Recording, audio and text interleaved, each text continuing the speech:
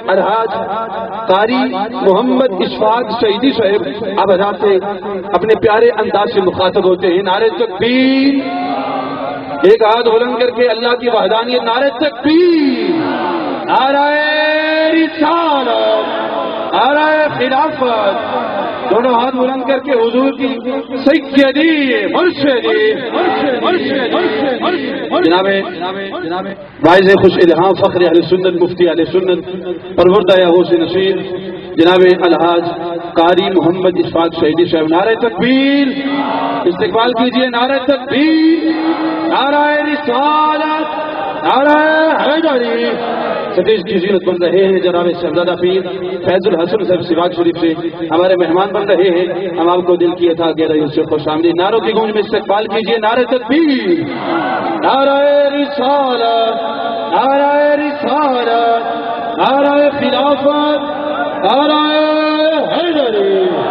سیدی مرشدی آستان عالیہ پیر سواگ شریف جناب شہزادہ پیر فیض الحسن صاحب ہمارے سٹیج کی زینت بنے. الحمدللہ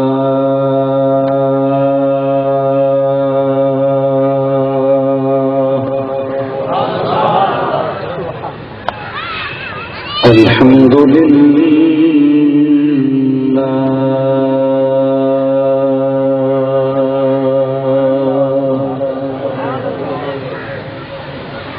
الحمد لله الذي زين النبيين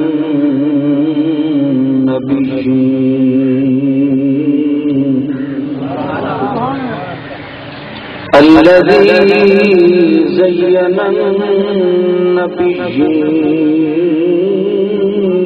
بحبيبه المصطفى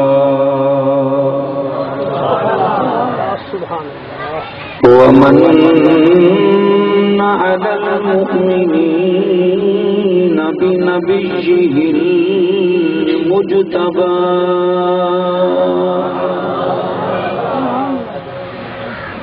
والصلاة والسلام على سيدنا وسندنا ومأوانا وملجانا ومولانا محمد خير الورى المسير به من فوق العرش إلى تحت الثرى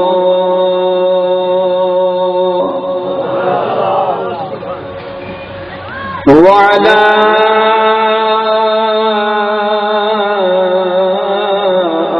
آله المجتبى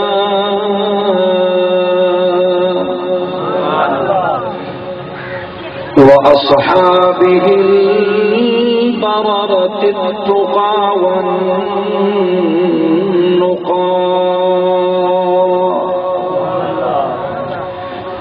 أما بعد فأعوذ بالله من الشيطان الرجيم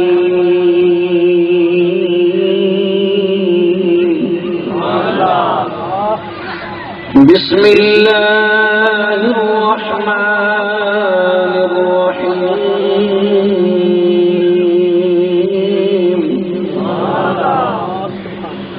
وللآخرة خير لك من الأولى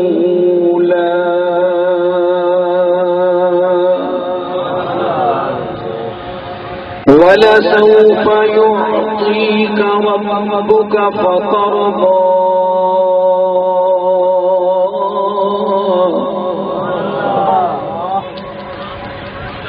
صدق الله مولانا العظيم إن الله وملائكته يصلون على النبي يا أيها الذين آمنوا صلوا عليه وسلموا تسلیما.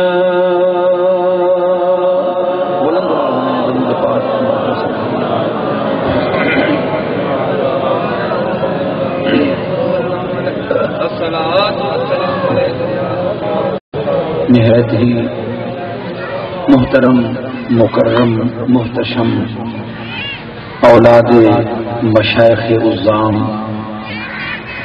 مقتدر اہل علم و اہل نسبت حضرات، دیگر بزرگوں بھائیوں مہربانوں، یہ پاکیزہ محفل، یہ خوبصورت جلسہ سر عزیز حاجی محمد حسن صاحب انہوں نے والد گرامی حاجی گل محمد صاحب انہوں نے کمال محبت اور عقیدت کے نال حضور ختمی مرتبت تاجدار کائنات فخر موجودات باعث تخلیق شش جہات مجمع الحسنات والبرکات والکمالات نور مجسم محبوب دو عالم امام الاولین والآخرین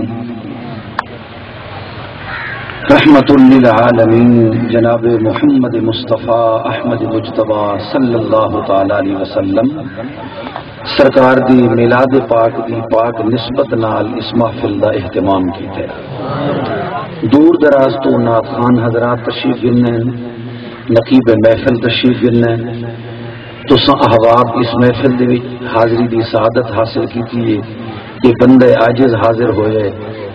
اللہ ہی محفل کو جمی حاضرین اور جمی اجزائے ترکیبیہ سمیت اپنی بارگاہ کرم وچ قبول فرماوے، اور یہ محفل کو بانیاں واسطے، حاضرین واسطے، آباء و اجداد واسطے، متعلقین واسطے بخشش مغفرت حصول سعادت دا باعث بناوے۔ حاضرین ذی قدر، چونکہ اشتہار تے عنوان میلاد پاک دے، یہ واسطے محفل دیاں تقاضیاں کو ملحوظ نظر رکھ کے این حوالے نال چند گزارشات پیش کرے ساں۔ عقیدت اور محبت دے پھل بارگاہ سید کائنات دے اندر پیش کرے ساں، اللہ قبول فرماوے۔ قرآن مجید الحمد والناس تک احکام بھی ہیں، قصص بھی ہیں، تبشیر بھی ہے، تنذیر بھی ہے، اخبار بھی ہیں اور ذکر احرار بھی ہے، تذکر ابرار بھی ہے اور وعید فجار بھی ہے، جنت دا ذکر بھی ہے، دوزخ دا تذکرہ بھی ہے، اللہ دی بے نیازی دی شان بھی مذکور ہے، اون دے رحم و کرم دے سمندر بھی موجزن۔ ان تمام موضوعات دوتے قرآن نے سیر حاصل گفتگو کی تھی، لیکن اہل نسبت، اہل عقیدت اور اہل محبت و مودت دا یہ عقیدہ ہے کہ قرآن مجید از ابتدا تا انتہا الحمد والناس تک نعت مصطفیٰ ہے صلی اللہ تعالی علیہ وسلم۔ حضور دی نعت سرکار دی تعریف ہے، حضور دی مدح سرائیے، سرکار دی ثنا ہے، اللہ نے اپنے محبوب دے سیرے پڑھے۔ اگر کفار کو عذاب دا ذکر ہے وہ بھی ناپ کے بیرے تو خارج کوئی نہیں، این واسطے کہ محبوب دیاں دشمنا کو سیدھنا یہ بھی محبوب دی تعریف ہے۔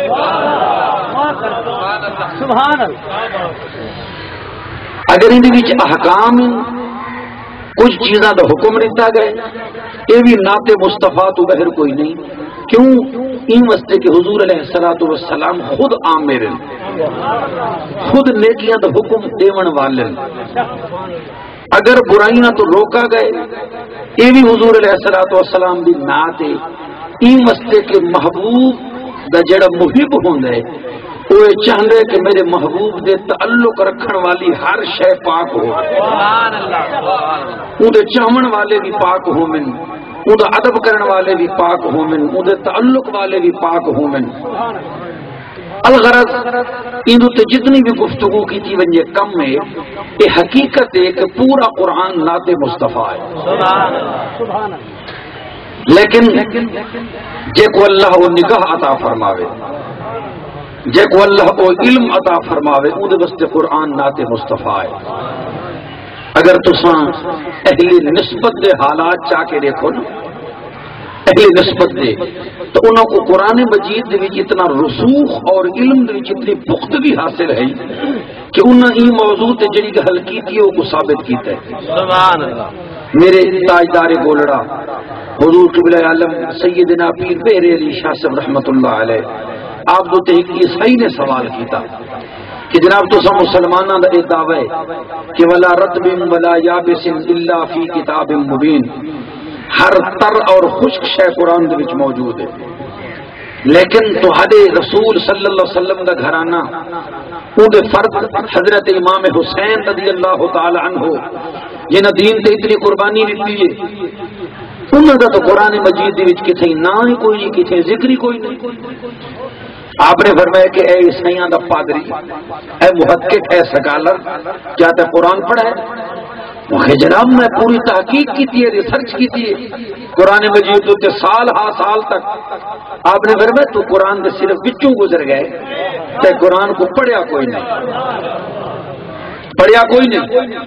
آپ نے فرمایا قرآن مجید پڑھ، وہ کہ جناب کتوں پڑھا؟ آپ نے فرمایا جتوں ہی پڑھ، جتوں ہی پڑھو۔ حیران تھی کہ بہت بڑا دعویٰ ہے، جتوں ہی پڑھ۔ وہ پڑھنا شروع کیتے اعوذ باللہ من الشیطان الرجیم بسم اللہ الرحمن الرحیم۔